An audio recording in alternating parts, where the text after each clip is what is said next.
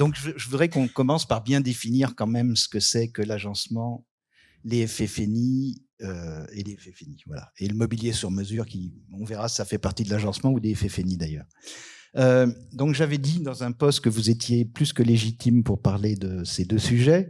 Donc, je vais vous laisser vous présenter rapidement. Thomas, tu peux nous faire un rapide aperçu de ton parcours et ce que tu fais aujourd'hui. Alors, moi, donc, je suis Thomas Garmier, je suis le président de The Great Hospitality, qu'on connaît plus sous le nom de TGH.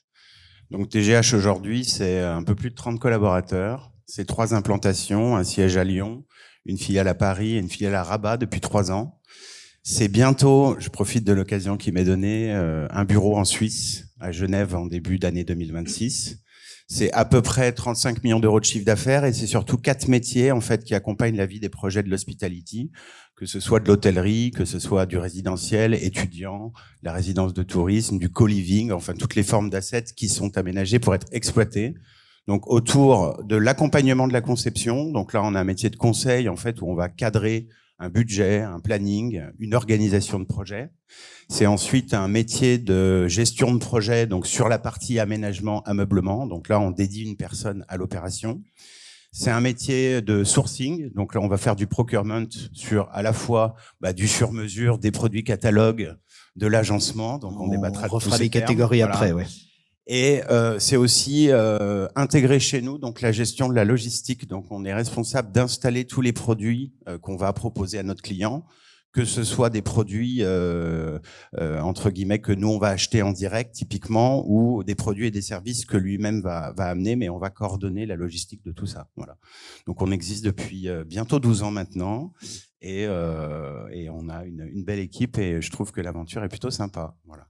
Toi, Martin, agencement, FF&I, tout ça, c'est presque une passion pour toi, une sorte de... Mais ça coule dans mes veines depuis ma plus tendre enfance, bien sûr. Exactement. Alors déjà, ravi, merci, ravi d'être là avec vous. Oui, en fait, alors moi j'ai fait donc de l'assistance à maîtrise d'ouvrage pour la partie aménagement d'intérieur d'hôtel ça fait 15 ans que je suis là-dedans, en gros. Et en fait, je travaillais avec ma sœur, pour ma sœur Marie Carcassonne chez Dynamo. Et on a livré un certain nombre de projets d'hôtels, de différents standings, de différentes tailles dans différents pays. Et en fait, j'ai réalisé, donc j'en suis parti dans une quête d'absolu il y a 3 ans pour réfléchir au sens de la vie et éventuellement aller élever des poules dans le Larzac. Et en fait, j'ai compris qu'il y avait un certain nombre de problèmes dans les projets hôteliers qui étaient que, les budgets étaient toujours insuffisants. Ce faisant, ils forçaient les architectes à revoir leurs prescriptions, parfois malgré eux.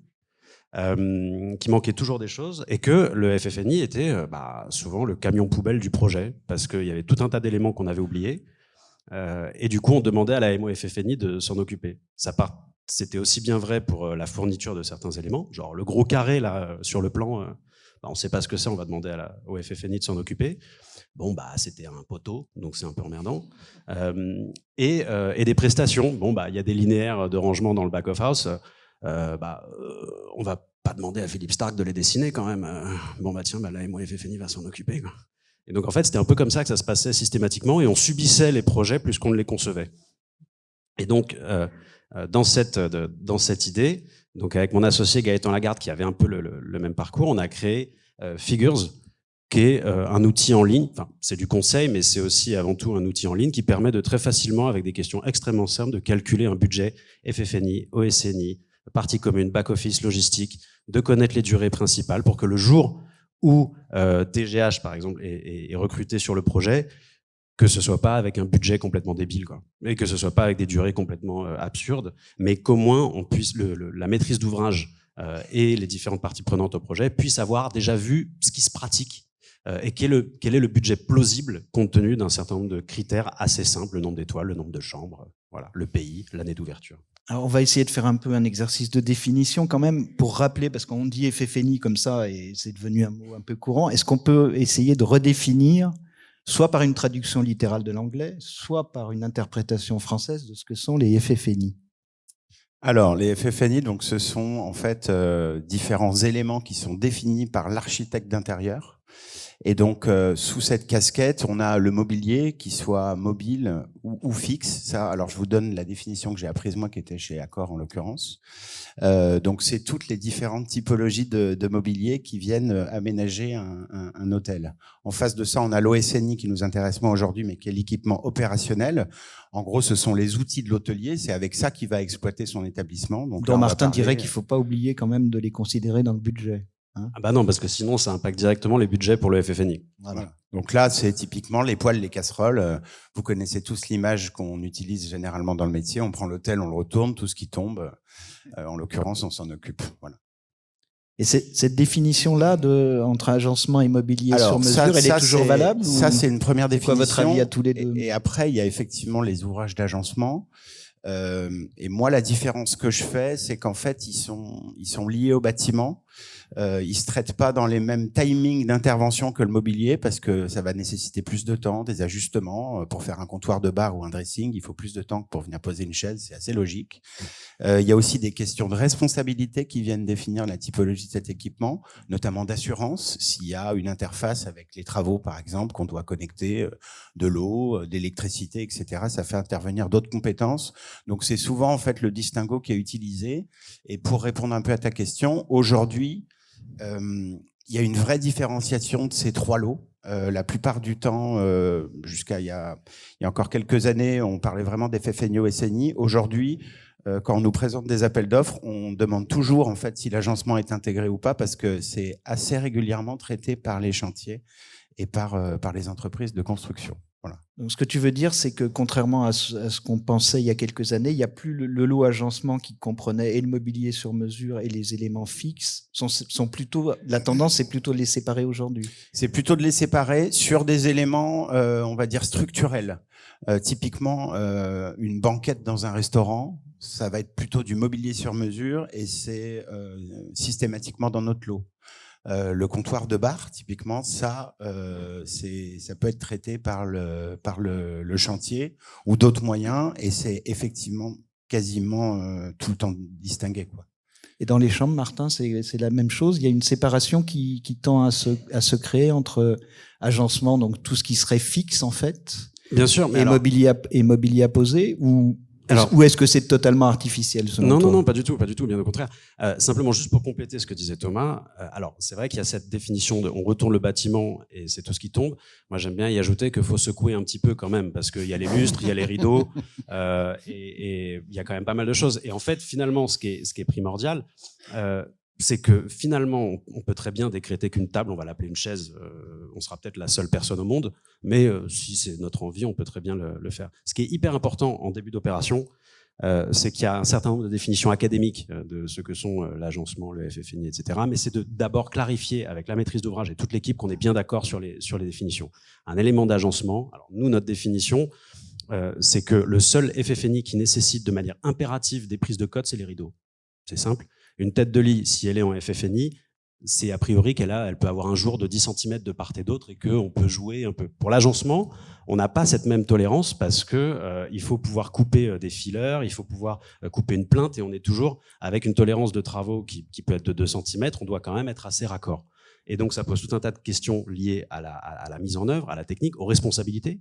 Si une fois l'agencement posé, il épouse pas correctement la forme de la chambre, on va commencer à se quereller pour savoir qui est responsable de quoi. Et donc le distinguo pour nous qui est primordial, c'est est-ce qu'il faut une prise de code? Oui, non. Est-ce que on peut le déplacer facilement sans altérer le support de fixation? En gros, si c'est un élément qui a été fixé au mur, quand on va l'arracher, on va écailler la peinture nécessairement. Si c'est un meuble, on le déclipse et merci, au revoir. Et donc, c'est un peu les questions à se poser, selon nous, systématiquement. C'est applicable aussi bien à la chambre qu'aux espaces communs. Mais la question primordiale, c'est vraiment de comprendre qu'il y a un certain nombre de règles qui sont des principes. Et qu'en termes de principes, ça veut dire qu'il faut les adapter à chaque projet et être sûr qu'on est bien raccord avec toute l'équipe sur comment on nomme les choses. Et alors que justement, qui décide de bien nommer les choses et de la distinction des lots entre mobilier sur mesure et agencement? Est-ce que c'est toi au niveau du procurement, ou l'architecte d'intérieur, ou d'autres genres encore? Il y a différentes personnes qui peuvent proposer, mais nous, dans notre rôle, on a quand même un rôle de consigner l'ensemble des éléments et d'aider, et bien souvent de faire la limite des prestations. C'est nécessaire d'ailleurs pour ça qu'on arrive suffisamment tôt dans une opération, et c'est important pour un client de pouvoir nous missionner très en amont pour ça, mais également pour la partie budgétaire, etc. Donc nous, on accompagne à la définition. Parfois, c'est déjà organisé, c'est-à-dire qu'il va y avoir un AMO qui a déjà dispatché ses lots, qui a donné un lot d'agencement plus menuiserie, etc. à un fabricant, ou qui va gérer l'appel d'offres. La plupart du temps, on est questionné sur notre capacité à faire. Et si on peut le faire en l'occurrence, c'est assez rapidement confié à des entreprises comme nous. Il nous arrive parfois d'être missionné uniquement sur ces lots. On a travaillé sur le réaménagement de la tour Pleyel pour H4, et donc on a fait à la fois pour le constructeur un certain nombre d'éléments dans les salles de bain, etc. Donc les meubles vasques, les miroirs en mise au point et compagnie. Et puis on a aussi travaillé ensuite pour le preneur en fabriquant des kilomètres de buffets, de comptoirs, etc. Tous ces ouvrages qui permettent de faire vivre le bâtiment. Donc, soit il y a une organisation qui est déjà bien prévue, et auquel cas, on respecte le cahier des charges et puis on répond à la prestation qui nous est demandée. Et sinon, on aide à bâtir la limite de prestation. On aide à vérifier qu'il manque rien dans la liste des équipements, ou qu'il n'y ait pas de doublons aussi, parce qu'il peut y arriver parfois qu'il y ait des tâches qui soient confiées à 2 entreprises. Donc l'idée, c'est, comme le disait Martin, d'avoir une bonne définition des limites de prestation. C'est le premier point crucial pour aborder un projet sereinement. Et est-ce qu'il n'y a pas quand même une certaine difficulté à séparer les lots, notamment en termes de finition dans la chambre, par exemple, sur les parties agencées et le mobilier sur mesure? Comment est-ce que vous gérez ça, comme tous les deux? C'est quoi votre point? Est-ce que la facilité, c'est pas de dire on donne tout au même, en gros, pour avoir les mêmes finitions, si l'architecte d'intérieur a décidé que les finitions étaient les mêmes entre l'agencement et le mobilier sur mesure? Déjà, je pense qu'il y a peut-être une certaine part de lucidité dans le projet, c'est-à-dire que la facilité de bosser moins avec un seul interlocuteur, potentiellement peut se transformer en difficulté à partir du moment où il y a des conflits. C'est que mettre tous ses œufs dans le même panier, on sait que c'est quand même pas l'idéal. Alors après, en termes de conception, ça va vraiment être au cas par cas, ça va dépendre de la nature de la chambre. Nécessairement, si tous les revêtements muraux sont exactement de la même finition que l'intégralité du mobilier, la question se pose. Ensuite, on peut très bien avoir les agencements qui sont côté travaux, comme on l'expliquait précédemment, et le mobilier qui va être acheté par la MOFFNI. Donc, c'est-à-dire qu'il y aura tout un process, toute une organisation pour la livraison-installation, pour être sûr que les limites de responsabilité de ce qui est délivré par les uns sont correctement environnées par rapport à ce que les autres s'apprêtent à livrer. Donc non, en fait, pour moi, ça dépend vraiment, c'est vraiment au cas par cas. Après, il y a évidemment tout un travail éventuellement contre-typage des finitions, ou alors de s'assurer qu'on va bien se sourcer chez le même fournisseur, chez le même producteur.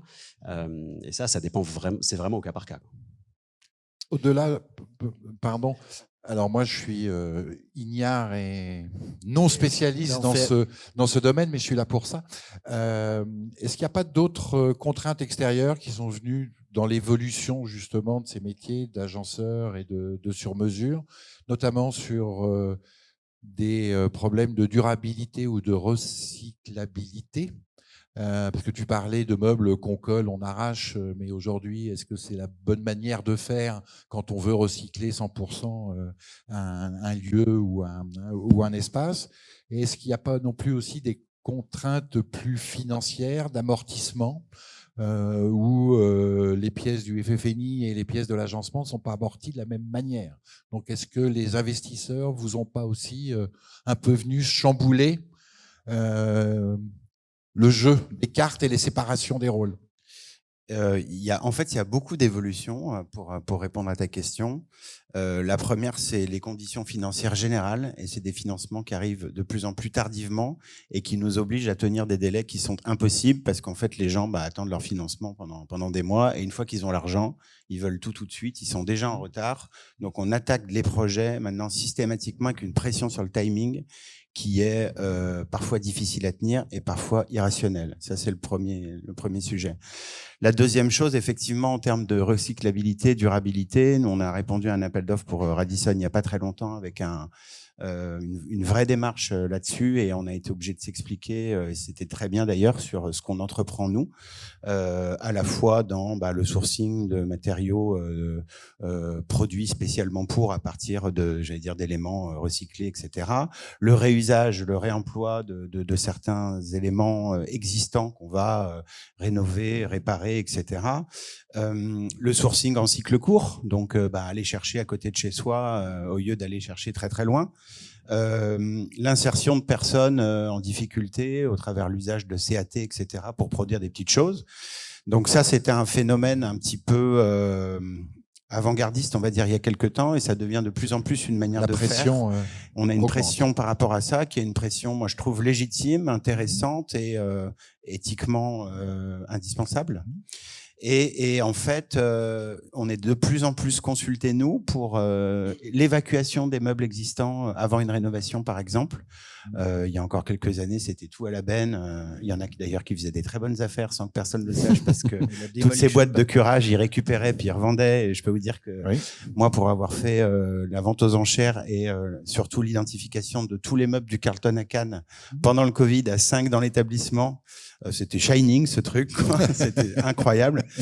Et on s'est rendu compte que oui, il y avait une vraie valeur financière des meubles. Voilà. Donc on est de plus en plus sollicité pour ça. Donc la prise de conscience, elle n'est pas que dans le réaménagement, mais elle est déjà sur l'amont. Où on nous demande de faire des ventes aux enchères, de donner au personnel, de donner à des associations, etc., etc. Et ça bouscule le jeu global. Mais au-delà de ça, est-ce que ça redéfinit les marges de chacun, si on parle d'agenceurs et de sur-mesure? Est-ce que ça fait évoluer ce que veut dire Laurent, je crois, c'est qu'il y a eu une tendance un peu avant le Covid de faire moins de mobilier fixe, en fait. Est-ce que c'est toujours le cas? Moi, j'ai un peu l'impression qu'on revient quand même à nouveau un petit peu dans certains projets à du fixe versus le mobilier, mais c'est peut-être une impression personnelle fausse. Bon, je pense que ça dépend vraiment du projet. Pour le coup, c'est au cas par cas, mais c'est vrai que nous, on est assez promoteurs des solutions, moi que j'appelle en plug and play, et ça nous permet d'ailleurs de rebattre un peu les cartes. Et je pense que c'est aussi un message à faire passer aux fabricants, c'est que des éléments ou des ouvrages qui pouvaient être considérés comme de l'agencement peuvent tout à fait être traités par des fabricants. On prenait l'exemple de la tête de lit tout à l'heure. J'allais poser la question. Voilà, qui est un très bon exemple. Une tête de lit qui va faire la globalité d'un mur avec des niches, etc. Bon, là, c'est un travail de menuisier.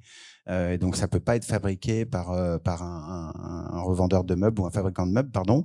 Par contre, une tête de lit qui est autonome et qu'on vient simplement fixer sur le mur, non seulement on peut le confier à un fabricant, mais il a aussi peut-être des bonnes idées de la valeur ajoutée à amener sur la conception. Nous, on a eu des exemples réussis de projets faits avec Lynn Roset qui ont pu le montrer et le démontrer. Mais pas que. Mais c'est surtout que c'est devenu un élément tapissé, la tête de lit. Alors que pendant longtemps, c'était juste une protection du mur. Et donc, le savoir-faire du fabricant de meubles, il est supérieur pour le coup à celui de l'agenceur. Et on arrive à livrer des ouvrages parfois à un meilleur prix, mais surtout de meilleure qualité, qui répondent parfaitement aux besoins. Par contre, Martin, il faut que le fabricant de mobilier devienne un peu agenceur là, dans le cadre de la tête de lit. C'est-à-dire qu'il doit proposer un service qui va plus loin que la simple fabrication, non ? Ouais, mais c'est le cas pour toute la chaîne de valeur. C'est ça qui est très intéressant dans les années récentes. C'est qu'on prenait l'argument de la durabilité uniquement d'un point de vue moral pendant très longtemps, et donc en fait il y a des bilans à faire tourner derrière, et finalement ça intéressait pas grand monde. En fait, ce qu'on commence à réaliser petit à petit, c'est que le mobilier, c'est de l'immobilier. Une fois que vous avez livré un hôtel, peut-être que vous allez le revendre dans 10 ans. Si votre mobilier se casse complètement la gueule, ça n'aura aucun intérêt. Enfin, vous ne pourrez pas le valoriser de la même manière. Et donc, à partir de ce moment-là, ça veut dire que on se positionne dans un temps qui est peut-être plus long qu'on ne le faisait jusqu'à maintenant, parce qu'il y a une véritable équation financière derrière qui est viable, qui a un intérêt. Ensuite, ce qui va être, je trouve, très intéressant, c'est que ça pose tout un tas de questions sur la provenance.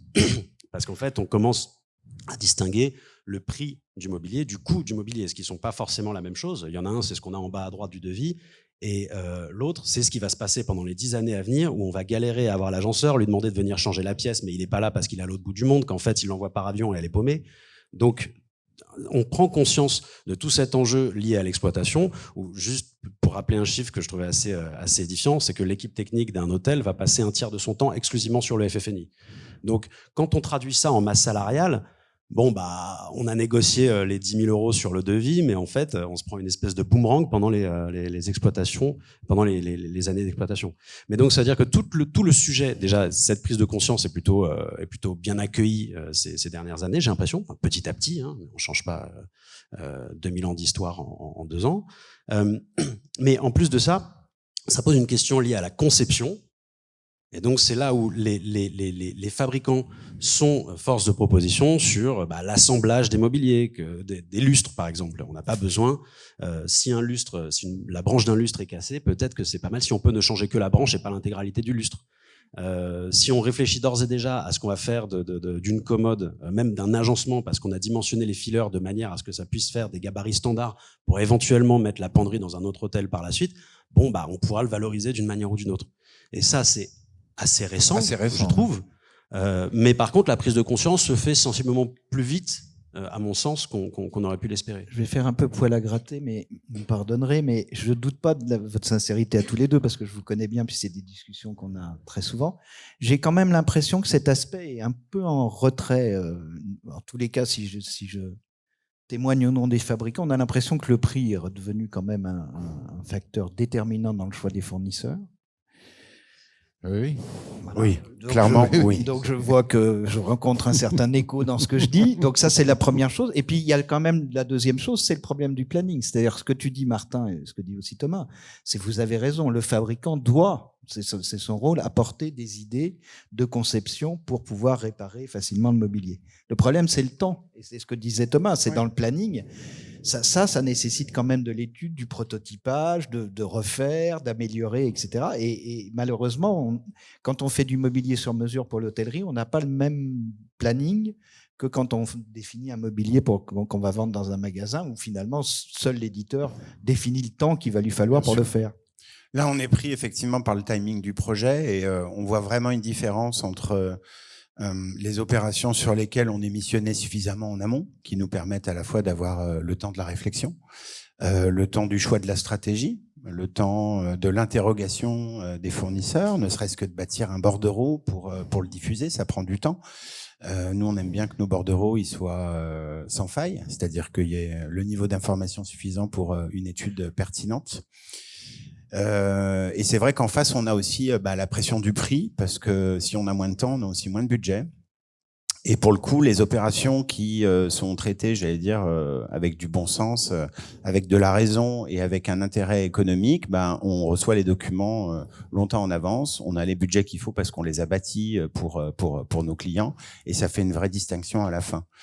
C'est sûr que ça, c'est le monde idéal. Ça, c'est le monde idéal, mais il existe. Il existe. Et en fait, c'est juste des gens qui sont bien organisés versus des gens qui le sont pas trop. Voilà. Moi, j'ai des clients qui nous disent votre établissement ou notre établissement, pardon, il ouvrira le 14 novembre 2027 et c'est pas le 15 ou le 13, c'est le 14. Et il y en a d'autres où on admet assez facilement que 6 mois de retard, c'est pas grave et que. Et pourquoi? Parce que les acteurs ont changé sur les passeurs d'ordre. Il y a déjà plus d'acteurs parce qu'on a beaucoup de nouveaux players qui arrivent et qui sont pas forcément familiers avec l'hospitality. Nous, on travaille pour beaucoup de family office qui se lancent là-dedans, qui viennent nous chercher parce qu'on est capable de leur donner de la méthodologie, de l'accompagnement et de les former, même de former leurs équipes. Et puis après, finalement, ils vont peut-être faire seuls, mais en tout cas, c'est la démarche au départ. Et puis je crois que parce qu'on est aussi dans un contexte où tout va plus vite, et il y a aussi beaucoup de structures qui viennent investir pour faire de l'argent parce que c'est des domaines qui sont attractifs en termes de rentabilité, mais qui n'y connaissent pas grand-chose et qui ont des exigences qui sont plutôt propres à leur métier qu'aux nôtres et qui prennent pas en compte nos contraintes, tout simplement. Donc un monde chahuté quand même. Donc un depuis monde quelques chahuté, années. clairement. Ouais. Par contre, un monde qui reste dynamique. Moi, je veux quand même le souligner. Nous, on n'a jamais eu autant de travail qu'aujourd'hui, et on continue à être démarchés chaque semaine, sans faire d'appel à l'extérieur. Donc moi, perso, Ça continue de m'étonner. Mais ce qu'il faut, je pense qu'on a un vrai devoir de responsabilité d'aider à organiser en fait à la fois ces projets, ces opérations. Quand on a un designer qui nous définit un mobilier par exemple, et que si on soumet les plans ou l'idée à un fabricant et que le fabricant nous dit bah c'est pas possible ou ça marche pas, voilà, il faut l'écouter et il faut le dire. Et moi d'ailleurs je dis toujours aux fabricants, dites-le nous, dites-nous pas oui pour faire plaisir, parce que parfois on livre et puis ça va pas, puis ils disent ah bah oui on le savait. Mais leur responsabilité, c'est de nous le dire. C'est de remettre tout le monde autour de la table. Tout le monde autour de la table. Je crois que c'est vraiment le plus important. Et de s'écouter, oui. Et est-ce que la solution, finalement, ça serait pas de consulter en fonction du savoir-faire technique des fournisseurs, au-delà c'est de l'agencement, c'est du mobilier sur mesure et tout? Parce que on voit quand même que dans l'architecture d'intérieur d'hôtel et dans le design de mobilier sur mesure, il y a une multiplication des matériaux quand même. Il y a l'apparition de nouveaux matériaux qui sont très différents, des formes très différentes. C'est pas parce qu'on sait faire du mobilier sur mesure ou de l'agencement ou les deux qu'on sait forcément faire du plaquage, du massif, de la pierre.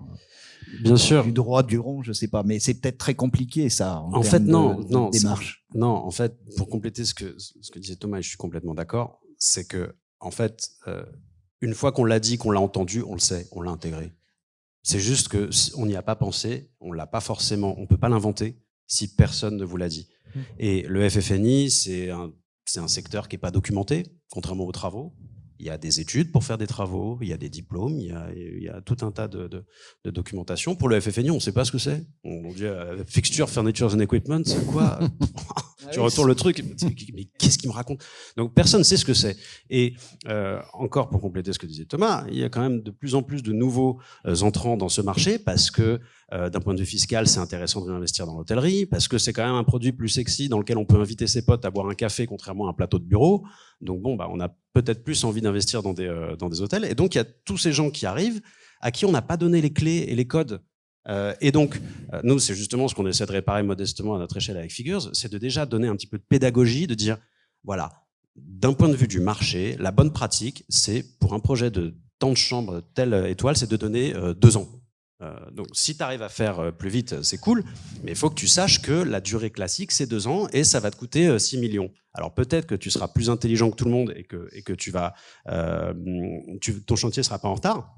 Ça sera peut-être le premier depuis le temps des cathédrales, mais enfin, peut-être. Hein. Mais donc, en fait, il y a vraiment un sujet lié à la pédagogie, déjà de faire comprendre que les définitions ne sont pas forcément communes à tout le monde, que ça va pas de soi, que ça n'est pas simple. On résume ça à des tables et des chaises, et donc on se dit qu'on va s'en occuper par la suite, et c'est une variable d'ajustement de la construction. Et après, les aspirateurs sont une variable d'ajustement des 10 tables et des chaises. Et donc à la fin, on se retrouve à pas pouvoir se payer le stylisme avec un projet qui est peut-être bien architecturalement, mais qui ne vit pas. Il y a pas. On ne fait pas un projet qu'avec un tableau Excel. Exactement, exactement. Et c'est pas simple, il faut l'expliquer, et ça passe par de la pédagogie. Il y en a qui ont essayé. Il y en a qui ont essayé, et il y en a encore qui essaieront. Merci beaucoup. Malheureusement, le temps passe très très vite. On pourrait y passer la matinée, surtout avec 2 passionnés comme vous. Y a-t-il des questions dans la salle ou des réactions? Sinon, je vais nommer les gens. Hein, parce que je sais que je sais qu'il y en a qui ont des questions. J'ai une liste. Question. Oui. Là. Je suis pas très grand, on me voit pas beaucoup. Bonjour, Pierre-Alain Gousset, je suis directeur du pôle agencement au sein du groupe Malvaux. Je fais partie du comité contract à l'ameublement et je suis membre du conseil d'administration de la Chambre française d'agencement.